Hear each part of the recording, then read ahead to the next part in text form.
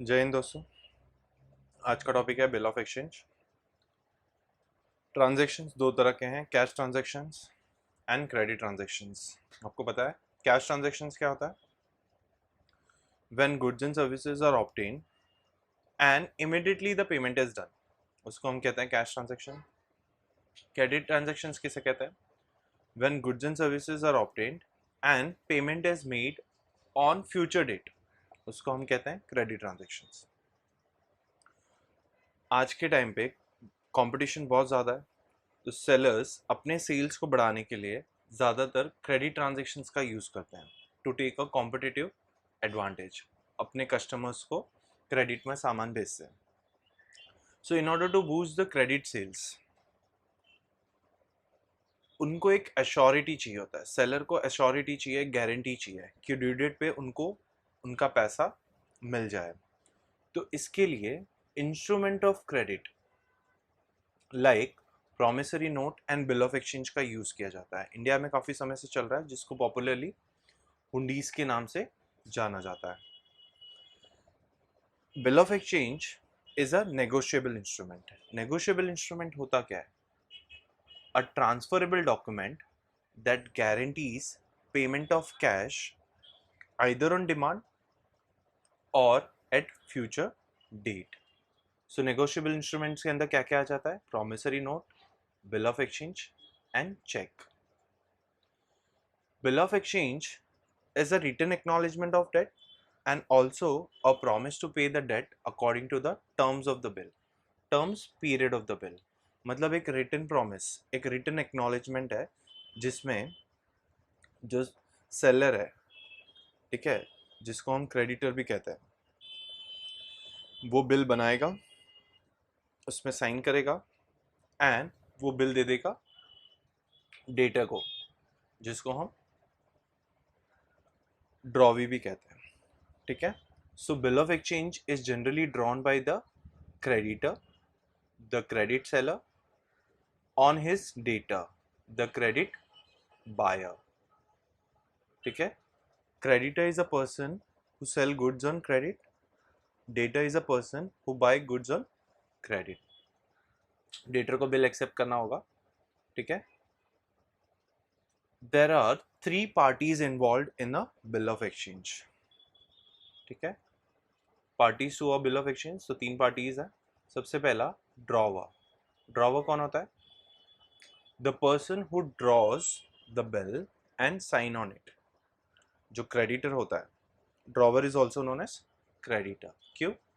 Because इसको debtor पैसे देगा। Who is entitled to receive the money from the debtor is known as creditor. For the drawer the instrument is bills receivable. मतलब drawer के book में ये instrument को हम बिल रिसीवेबल लिखेंगे। क्यों bill receivable? Because drawer will receive the amount. ठीक है। वो पैसे रिसीव करेगा किससे? ड्रॉवी से, डेटर से। Second party is drawee.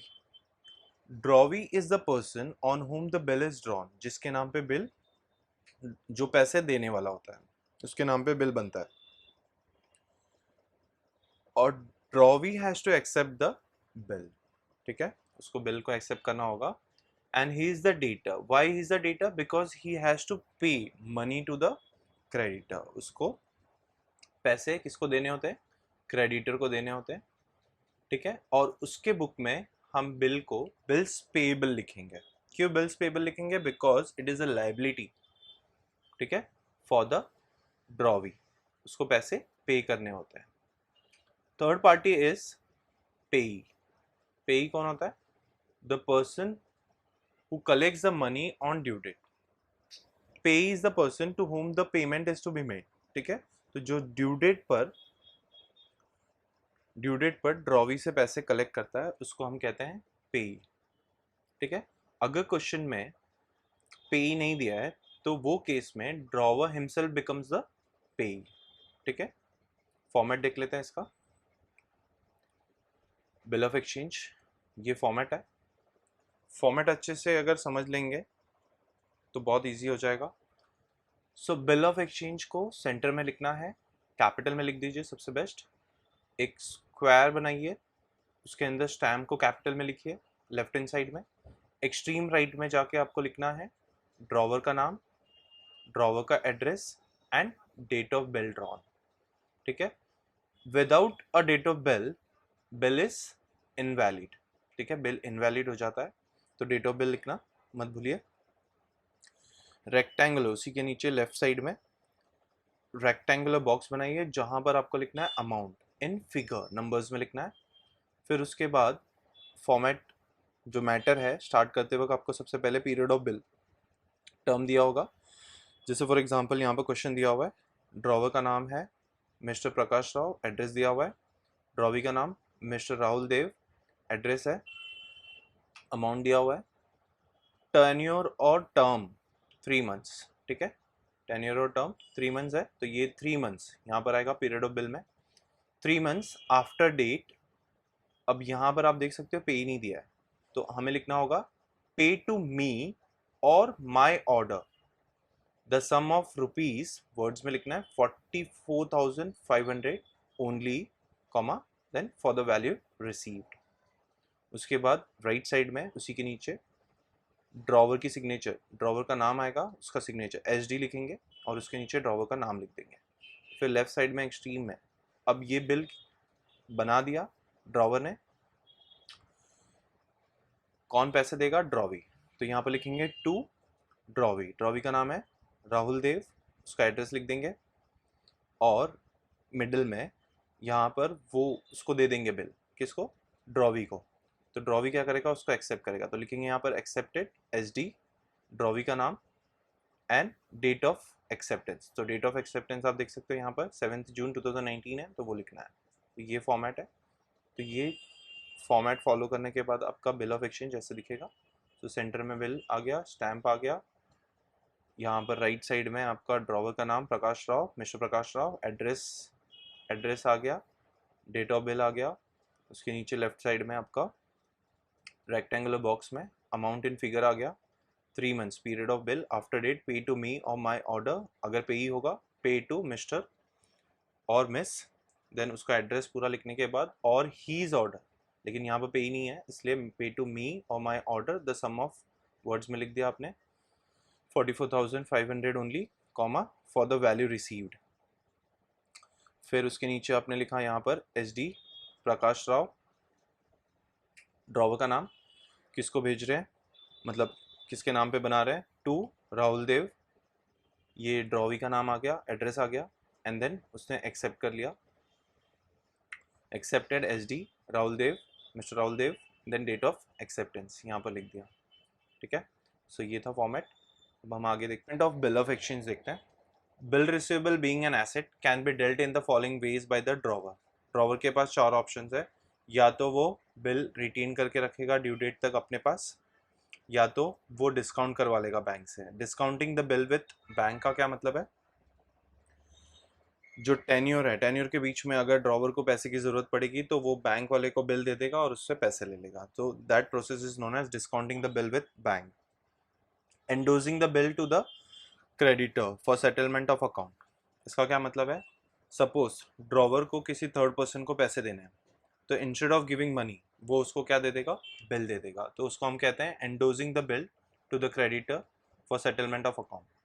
Fourth option क्या है, sending the bill to bank for collection.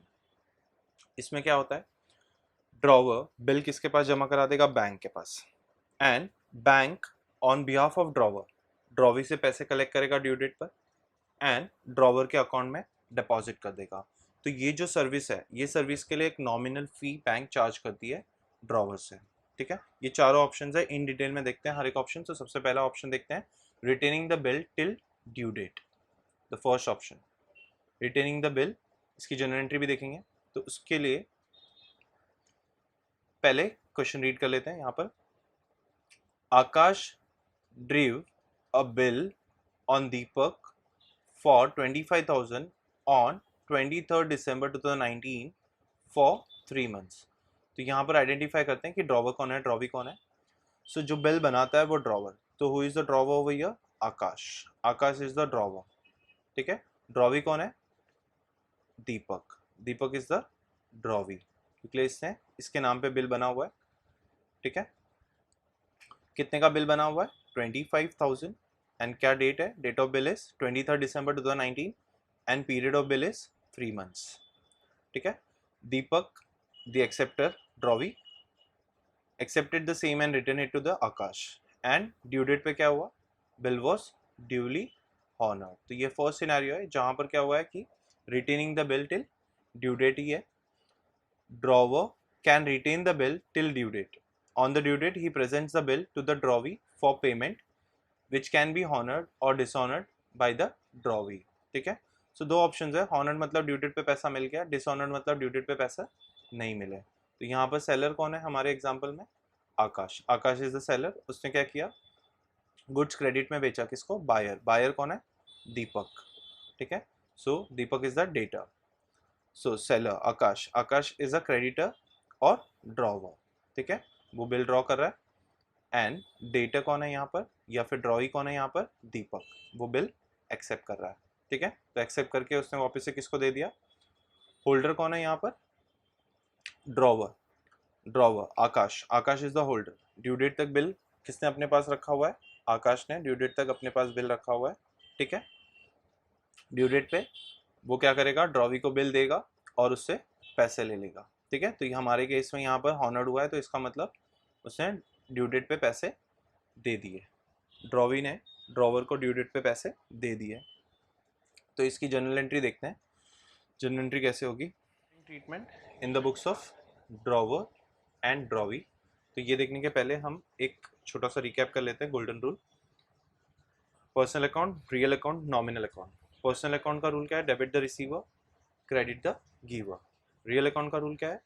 Debit what comes in, credit what goes out. Nominal account is debit all expenses and losses, credit all income and gains, ठीक है। तो वो rule apply करेंगे। Creditor sell goods on credit. तो यहाँ पर creditor, creditor the credit seller, drawer sell goods on credit to the drawee to the debtor। so drawer के book में क्या एंट्री आएगी? Debtors account debit to sales account. क्या rule लगा? Debtor, debtor is a personal account, debit the receiver and sales, यहाँ पर goods जा रहा है तो रियल अकाउंट का rule credit what goes out, ठीक है। Similarly in the books of drawee, drawee case में जर्नल एंट्री क्या है? Purchase account debit to creditors account. Purchase, purchase goods अंदर आ रहा है, debit what comes in, creditor is a giver, इसके लिए उसको क्रेडिट कर दिया, ठीक है। बहुत सिंपल है। सेकंड, क्रेडिटर और drawer draws a bill and acceptance received, ठीक है।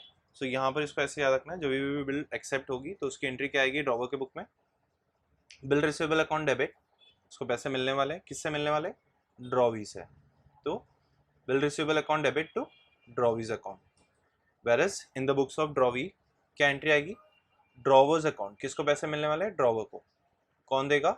ड्रॉवी देगा। तो ड्रॉवी के लिए तो लाइबिलिटी है, ठीक है। तो ड्रॉवर को पैसे मिलेंगे, कौन देगा? ड्रॉवी। तो ड्रॉवी के लिए लाइबिलिटी है, तो ड्रॉवर के बुक में ड्रॉवर का नाम नहीं आएगा, ड्रॉवी के बुक में ड्रॉवी का नाम नहीं आएगा, ठीक है। Simple. Then third is retain bill honoured on due date.